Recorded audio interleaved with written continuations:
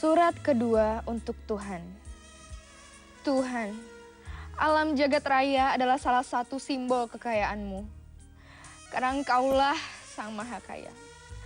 Langit-Mu kaya, bulan-Mu kaya, bumi-Mu pun kaya. Di dalam alam jagat raya yang serba kaya ini, Kau pun menjadi yang paling kaya. Karena Engkaulah pemiliknya.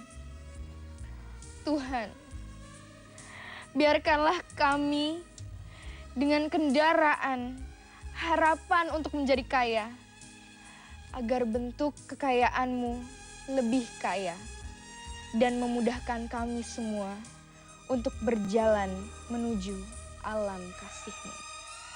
Karya Sony Sutrisna SE.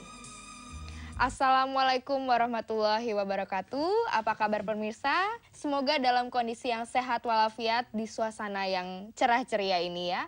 Dan alhamdulillah sekali tadi Marsha telah membacakan puisi yang terdapat dalam buku Power of Soul karya Sony Sutrisna SE. Dan hari ini tentunya dalam acara terapi kalbu, Marsha tidak sendirian. Marsha ditemani oleh Mbak Andi Ros. Assalamualaikum Mbak Andi Ros. Waalaikumsalam. Apa kabar hari ini? Wabarakatuh. Alhamdulillah, baik-baik Mbak Marsha. Iya, dan yang pastinya nanti kita juga akan mendengarkan dakwah dari guru besar Power of Soul kita, yaitu Ustadz Sony Sutrisna. Assalamualaikum Pak Ustadz. Waalaikumsalam warahmatullahi Hari ini wabarakatuh, Mbak Marsha. Sehat ya, alhamdulillah ya Pak Ustadz sehat, ya. sehat. Walaupun Jakarta sedang macet ya Pak Ustadz ya. Ya, biasa. Macet di mana-mana. Di mana-mana ya. Iya, dan pemirsa, Anda juga dapat menghubungi kami di line interaktif kami untuk mengkonsultasikan masalah kesehatan Anda. Tentunya akan dibantu oleh Bapak Ustadz Sony Sutrisna masalah kesehatan Anda. Gitu Iya, Mbak Marsha? betul sekali Mbak Andi Ros. Dan juga di tengah-tengah kita ini sudah ada mantan pasien dari Ustadz Sony Sutrisna yang pernah mengalami penyakit lupus. Iya, nanti kita akan sharing dengan Ibu ya Ibu ya. Dan tapi sebelumnya kita akan langsung aja mendengarkan dakwah dari Ustadz Sony Sutrisna. Dan tema hari ini adalah sehat berkat basmalah. Silakan Pak Ustadz. Iya, terima kasih Mbak Marsha. Kalau kita berbicara Bismillahirrahmanirrahim itu menurut hemat saya Bismillahirrahmanirrahim atau basmalah itu merupakan inti dari agama. Jadi cinta kasih di sana sangat kuat sekali ditonjolkan.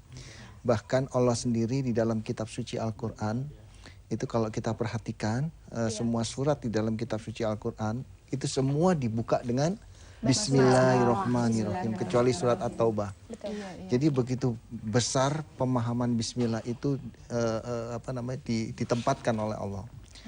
Nah ini juga harus kita ketahui bersama bahwa perlunya kita untuk memahami, memaknai Bismillahirrahmanirrahim atau dengan namamu yang Maha Pengasih lagi Maha Penyayang. Coba Mbak Marsha bayangkan saja.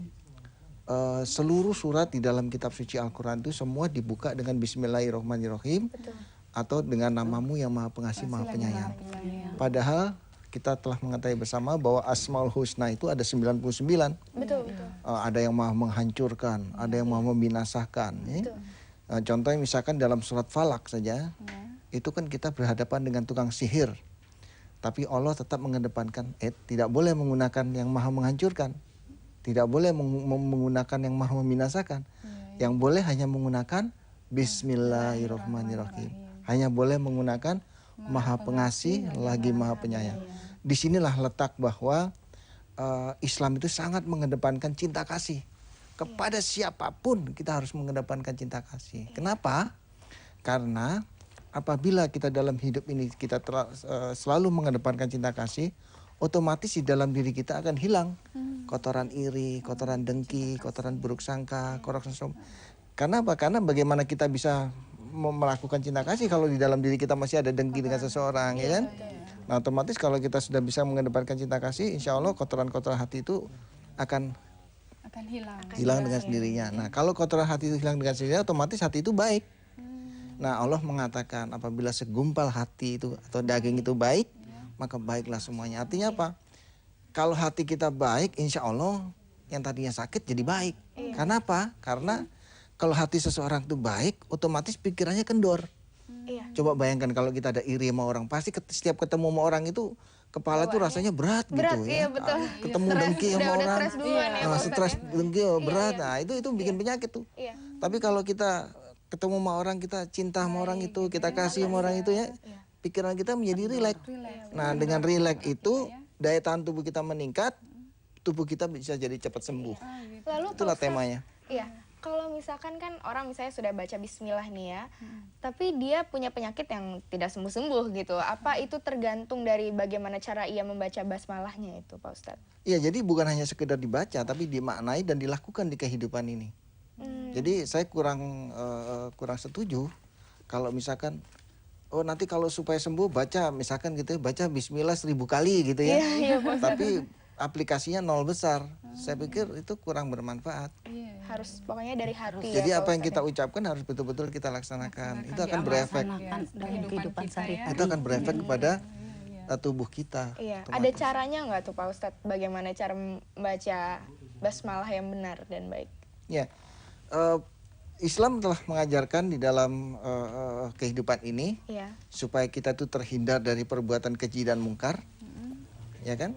Itu diturunkan sholat. Di muka bumi ini diturunkan sholat. Jadi sholat itu sebagai sarana bagi seseorang untuk supaya dia melatih dirinya agar supaya si pelaku sholat itu terhindar dari perbuatan keji dan mungkar. Nah, gitu, kalau dia Ustaz. terhindar dari perbuatan keji dan mungkar, otomatis yang akan muncul nanti sifat cinta kasih itu. Nah, pertanyaan sekarang, Iya, Pak. sholat yang bagaimana yang bisa Terima. digunakan dalam rangka supaya si pelaku sholat itu bisa memiliki pemahaman cinta kasih dalam kehidupannya. Iya, Pak Ustadz. Nah, ternyata sholat yang dilakukan dengan cara kita memahami, kita mengerti apa yang kita ucapkan di dalam sholat itu, dan kita merenungkan setiap kata-kata yang kita ucapkan dalam sholat itu, insya Allah akan berefek kepada hati.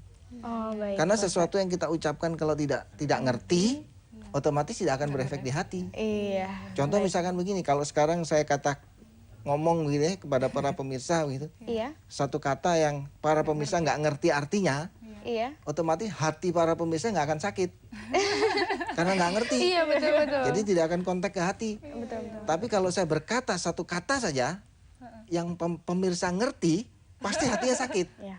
Oke, baik Pak Ustadz, nanti kita akan lanjutkan lagi, tapi sebelumnya kita akan melihat yang mau lewat sebentar lagi.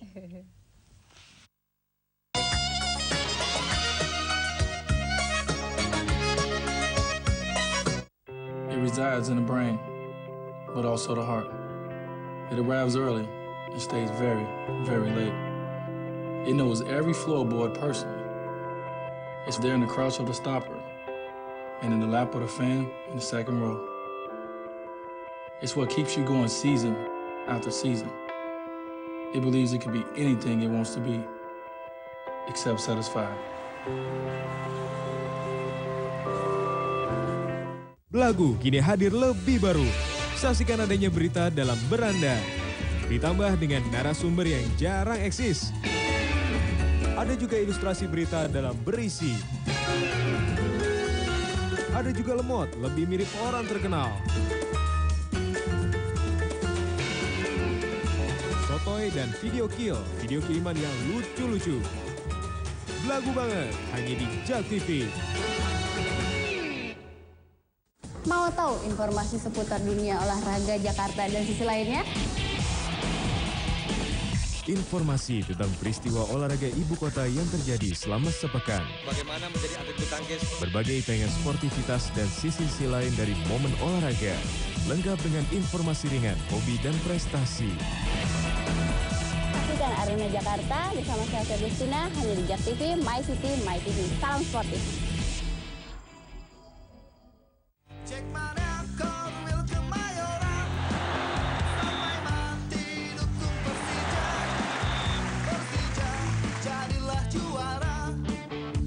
Walaupun nggak tanding di kandang sendiri, mereka tetap bermotivasi bisa nyetak 4 gol. Dia harus main 100%. Kita main itu untuk merah putih. Untuk merah putih Garuda. Main bener fair play di bawah tapi menyatakan nggak fair play. Salam bijak.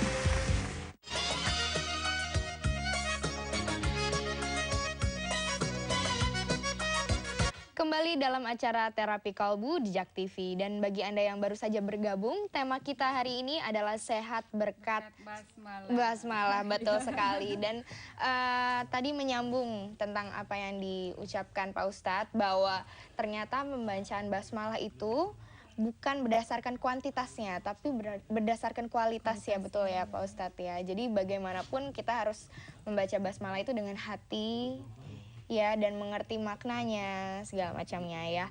Dan mungkin kita langsung aja akan sharing dengan mantan pasiennya Ustadz ya. Ibu Haryati. Iya, Ibu Sri Haryati yang tapi dulu pernah Mbak Marsha, kita memberikan informasi dulu kepada boleh, pemirsa.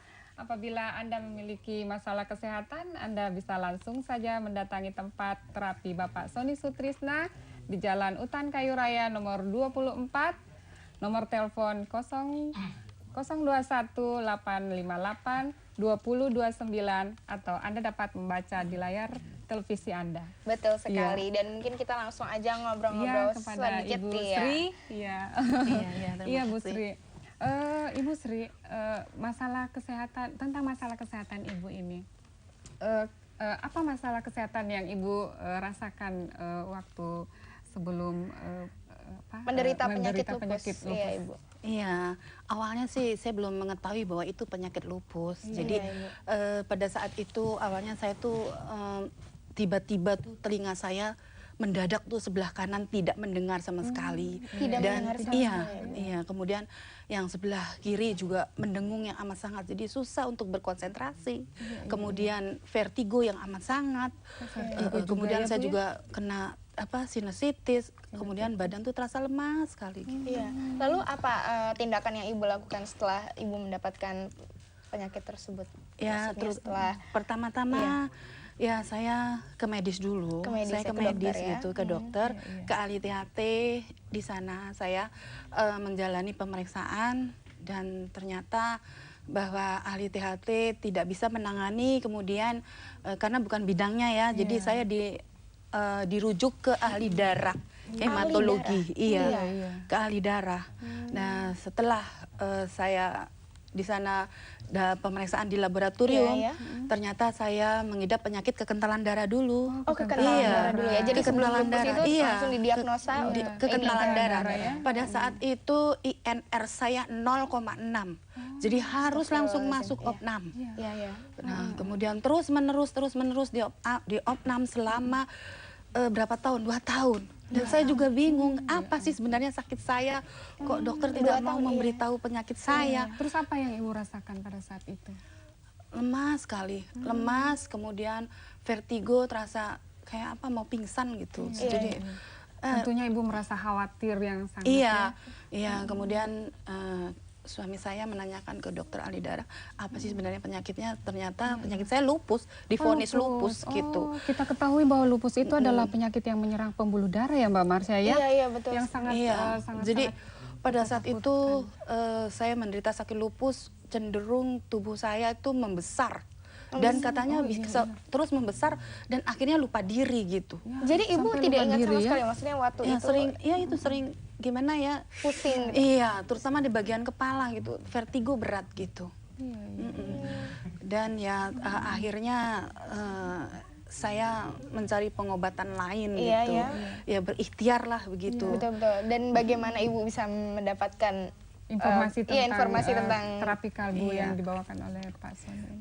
Pada itulah pagi hari gitu saya melihat di acara TV, saya melihat siaran alternatif gitu ya, pengobatan alternatif yang dibawa